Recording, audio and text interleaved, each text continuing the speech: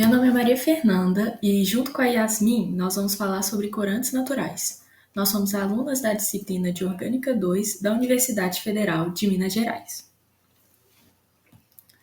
Então, para introduzir, o próprio nome já sugere, né, são corantes naturais, então são obtidos a partir de organismos vivos, como plantas e animais, e também tem alguns que são obtidos de minerais.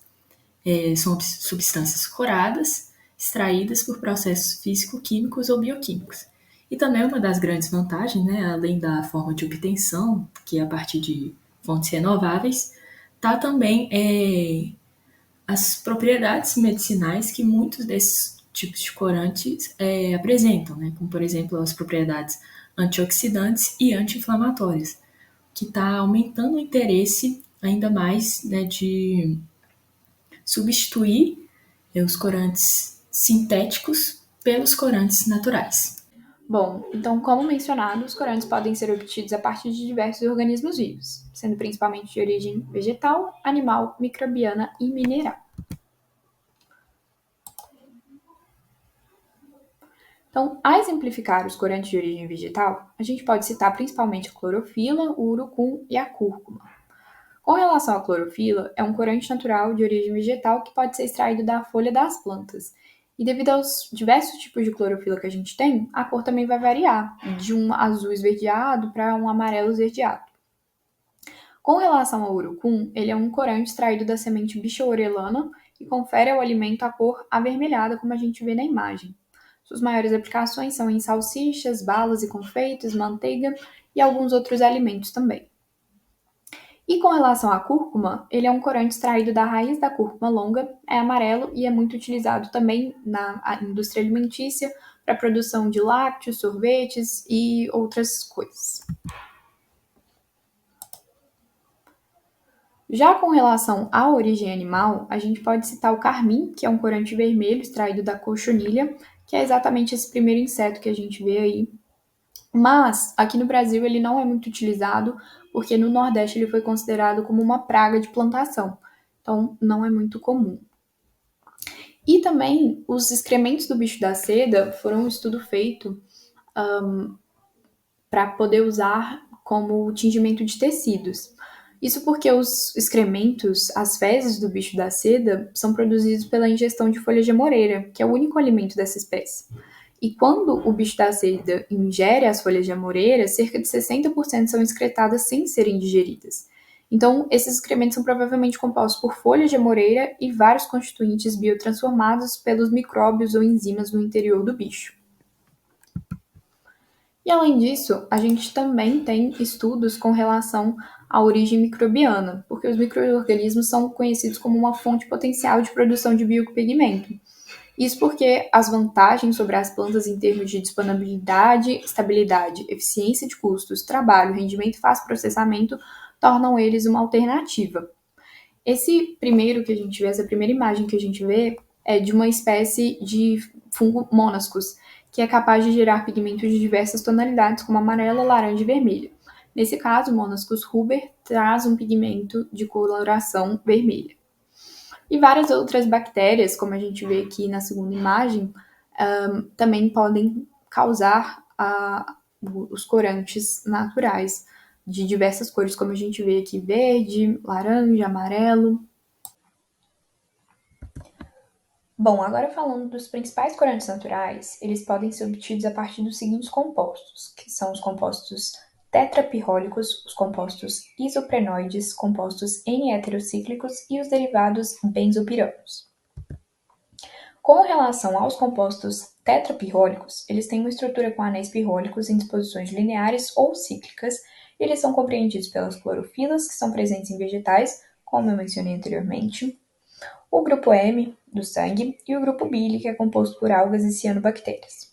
No seu núcleo, é possível observar a presença e o estado de oxidação de um íon metálico, que é importante para a absorção de luz e pela cor que ela produz. Falando especificamente com relação às clorofilas, que são os pigmentos naturais mais abundantes e presentes em plantas e ocorrem nos cloroplastos das folhas e em outros tecidos vegetais, elas compreendem uma família de substâncias semelhantes entre si, que são designadas de clorofila A, B, C e D. E aqui a gente observa na imagem as clorofilas A e B. que são substituídas aqui neste substituinte R de diferente forma, dependendo se a clorofila é A ou B. E tem grande importância comercial, pois podem ser utilizadas tanto como pigmentos quanto como antioxidantes. Por causa da fragilidade das ligações covalentes da clorofila, elas são rompidas com facilidade ao macerar o tecido em solventes orgânicos. Solventes polares como acetona, metanol, etanol, acetato de etila, piridina, enfim, são os mais eficazes para a extração completa das clorofilas ao considerar o caráter hidrofílico e hidrofóbico da substância. Já os solventes apolares, como hexano, éter de petróleo, enfim, eles são menos eficazes. Nós podemos extrair os pigmentos clorofilianos da planta recém-colhida, mas o método mais usual é a extração após a secagem. Isso é feito sob vácuo e a baixas temperaturas o mais rápido possível após a colheita para evitar a exposição à luz. E aí, como eu comentei anteriormente, a clorofila ela apresenta cores diferentes dependendo do tipo de clorofila. A clorofila A apresenta uma cor azul esverdeada em solução, enquanto a clorofila B apresenta uma cor amarela esverdeada. E em razão da estabilidade química, as clorofilas podem ser alteradas ou destruídas facilmente, o que modifica a percepção e a qualidade dos produtos. Falando dos compostos isoprenoides, que também podem ser chamados de terpenoides, eles representam uma grande família de compostos naturais, que são os carotenoides, que juntamente com as xantofilas são provavelmente os maiores grupos de corantes mais distribuídos na natureza, e eles são produzidos por bactérias, fungos, leveduras e plantas. Diversos carotenoides possuem atividade provitamínica A, e isso dá ao alimento um importante valor nutricional, também estético. Especificamente com relação aos carotenoides que a gente vê aí na imagem, eles são encontrados nos cloroplastos, sempre acompanhando as clorofilas, e podem ser utilizados industrialmente como corantes ou substâncias bioativas em rações, cosméticos, alimentos e fármacos. Pode trazer cores amarela, laranja e vermelha aos alimentos. A estrutura básica de tetraterpeno é de 40 carbonos, formado por 8 unidades isoprenoides de 5 carbonos, ligados de tal forma que a molécula é linear e simétrica, com a ordem invertida no centro. Esse esqueleto básico pode ser modificado através de várias maneiras, como reações de hidrogenação, desidrogenação, ciclização, migração de dupla ligação, encurtamento ou extensão da cadeia, rearranjo, isomerização, introdução de substituintes e oxidação.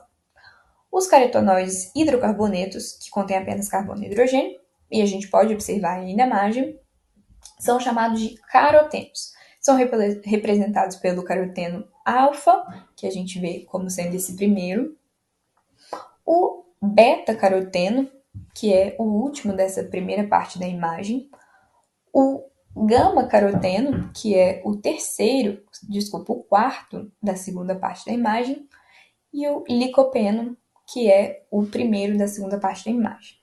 O sistema de duplas ligações conjugadas serve como cromóforo, ou seja, dá a habilidade de absorver luz na região do visível. São necessárias aproximadamente 7 ligações duplas conjugadas para que o carotenoide apresente coloração. Esses oxidam com muita facilidade na presença de luz, calor, metais, enzimas, devido à presença de grande número de ligações duplas conjugadas, e a partir de reações, ocasionam perdas na sua coloração em alimentos. Com relação aos compostos N-heterocíclicos, eles são um grupo de pigmentos amarelos, vermelhos e púrpuras, sensíveis ao calor, luz e oxigênio, sendo limitado seu uso como corante alimentar. As betalaínas são compostos N-heterocíclicos que a gente vê na imagem, solúveis em água e localizados nos vacúolos das plantas. A estrutura geral das betalaínas contém o ácido betalâmico acompanhado de um radical R1 ou R2. Esses radicais são uma representação geral para os possíveis substituintes desse ponto da estrutura. Podem ser de um simples hidrogênio a um complexo substituinte. A variação desses grupos é em função das diferentes fontes de onde podem ser obtidos esses pigmentos e determinam sua tonalidade e estabilidade. Dessa forma, as betalaínas podem ser divididas em 2 grupos estruturais, que são as betacianinas, que vai do vermelho ao vermelho-violeta, e as betaxantinas, que é amarelo. A beterraba ela representa a principal fonte comercial da betalaína, que pode ser concentrada ou em pó. E para aplicação como corante de alimentos para confeitarias, o suco de beterraba é primeiramente fermentado com leveduras, a fim de eliminar a alta concentração de açúcares, e depois ele é seco até que se obtenha um pó com 6 a 7% de betacianinas. E os compostos derivados benzopiranos, eles incluem os flavonoides e as antocianinas, que são encontrados exclusivamente em vegetais. Podemos observar abaixo as estruturas dos flavonoides, mas, como eles possuem baixo poder de tingimento e não contribuem muito na coloração dos alimentos, a gente vai dar um enfoque maior nas antocianinas, que são os pigmentos mais importantes. Eles produzem cor do laranja ao azul em pétalas, frutos, folhas e raízes. Então, falando mais especificamente das antocianinas, as antocianinas são um grupo, né, que tem corantes naturais que apresentam da cor, né, que apresentam cor do vermelho vivo até o violeta barra azul. E aí elas são encontradas em plantas de uva, cereja, ameixa, framboesa, morango, enfim, diversos tipos, e são promissoras para a utilização como corantes naturais em alimentos. Aqui a gente pode ver uma estrutura geral das antocianinas. Então, a estrutura geral ela é constituída por um anel aromático ligado a um anel heterocíclico, né, com um oxigênio com carga positiva, que está ligado por uma ligação carbono-carbono a outro anel aromático. E aqui, de acordo com a substituição, né, nesses grupos R1 e R2, a gente tem diferentes tipos de antocianinas. E aí, a cor das antocianinas, ela é resultado da excitação da molécula pela luz visível. E aí, então, né, a facilidade com a qual a molécula se excita depende da mobilidade relativa dos elétrons da estrutura. E aí, nesse caso, as ligações duplas elas são excitadas mais facilmente. As ligações duplas presentes na molécula de antocianinas, nas moléculas das antocianinas, sejam fundamentais para a cor. Outra coisa também que é fundamental para a cor está relacionada ao efeito batocrômico. Aqui eu vou falar mais sobre o efeito batocrômico, porque o efeito ipsocrômico que eu coloquei é justamente o oposto do efeito batocrômico. Então, o que esse efeito ele nos diz? Ele fala que quanto mais substituintes, eu vou ter cores mais profundas. E esses substituintes são grupos auxócromos, que são grupos doadores de elétron, representados pelos grupos hidroxila e metoxila. Então, quanto maior o número de grupos hidroxilas na molécula, eu vou ter cores mais voltadas para o azul. E quando eu tiver mais grupos metoxilas na molécula, vou ter uma coloração mais voltada para o vermelho, como a gente vai observar aqui no próximo slide. Então, como mostra na figura, só explicando brevemente, no eixo vertical, de cima para baixo, eu estou aumentando a coloração vermelha, e no eixo horizontal, da esquerda para a direita, está aumentando a cor azul.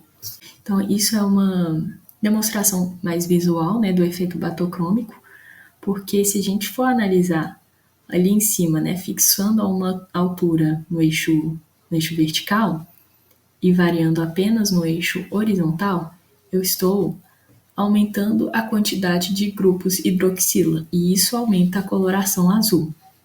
Agora, se a gente fizer ao contrário, fixar no eixo horizontal e variar no eixo vertical, à medida que aumenta os grupos metoxila na molécula, vai aumentar também a coloração vermelha. Tá, então como a gente vai obter essas antocianinas, né? Como a gente extrai essas antocianinas? O método mais tradicional é a extração feita a partir de solventes, né? Solventes polares por causa da molécula que é muito polar. E aqui eu peguei um esquema de extração a partir de solventes. A gente vai triturar a amostra, pesar, adicionar o solvente. Aqui estar usando diferentes concentrações de etanol e HCl e vai passar por essas etapas até ter o extrato concentrado. Essa forma de extração, ela não tem um rendimento muito proveitoso. Então, novas tecnologias, né, que estão surgindo aí, aqui eu citei três, o método enzimático, tração e campo elétrico pulsado, elas estão sendo desenvolvidas para aumentar o rendimento da extração. Então, no geral, essas novas tecnologias, elas são capazes de romper as membranas celulares de forma mais eficiente e, com isso, aumenta a permeabilidade das células do tecido vegetal. Então, como resultado, né, desse aumento da permeabilidade, tem uma redução do tempo de extração e também o aumento do rendimento do pigmento, que é apresentando, então, as vantagens e desvantagens dos corantes naturais como um todo. As vantagens é que eles são biodegradáveis, não apresentam riscos à saúde, né? Muito pelo contrário, muitos apresentam propriedades medicinais, vêm de fontes renováveis, variedade de cores, facilidade na remoção no tratamento de fluentes e benefícios nutricionais, como também já havia falado. E como desvantagem tem a baixa estabilidade desses corantes, alto custo de produção para um rendimento que não é tão alto, como eu já havia falado, e cores menos intensas. Bom, os corantes naturais eles têm sido usados há milhares de anos e a gente tem evidência de utilização entre os antigos egípcios, na China, na Índia. E quando a gente fala do Brasil, esses corantes eles estão diretamente atrelados na nossa história, começando pelo nome, né, que está relacionado ao pau-brasil. Foi uma importante fonte de corante natural vermelho durante muito tempo. Hoje em dia, a gente tem uma ampla aplicação em várias indústrias, como a gente falou ao longo da nossa apresentação algumas vezes. Na indústria têxtil, eles vão providenciar as cores para o tecido, além de serem vibrantes, elas são seguras, usando extratos de plantas como o índigo, que foi um corante de coloração azul que também foi fornecido pelo Brasil durante grande parte do século XIX, e o açafrão. Com relação à indústria alimentícia, os corantes como beterraba e cúrcuma são usados para dar cor ao alimento de forma natural, sem os riscos dos corantes artificiais. Nos cosméticos, os pigmentos naturais como clorofila e o carvão ativado são preferidos por serem benéficos para a pele e não conterem toxinas. E na indústria farmacêutica, os corantes naturais são usados em medicamentos tanto para coloração quanto por suas propriedades terapêuticas, como o extrato de urucum, que é um antioxidante. Para realizar o nosso trabalho, nós consultamos diversas fontes de pesquisa que estão sendo listadas aqui. E agradeço a todos a atenção.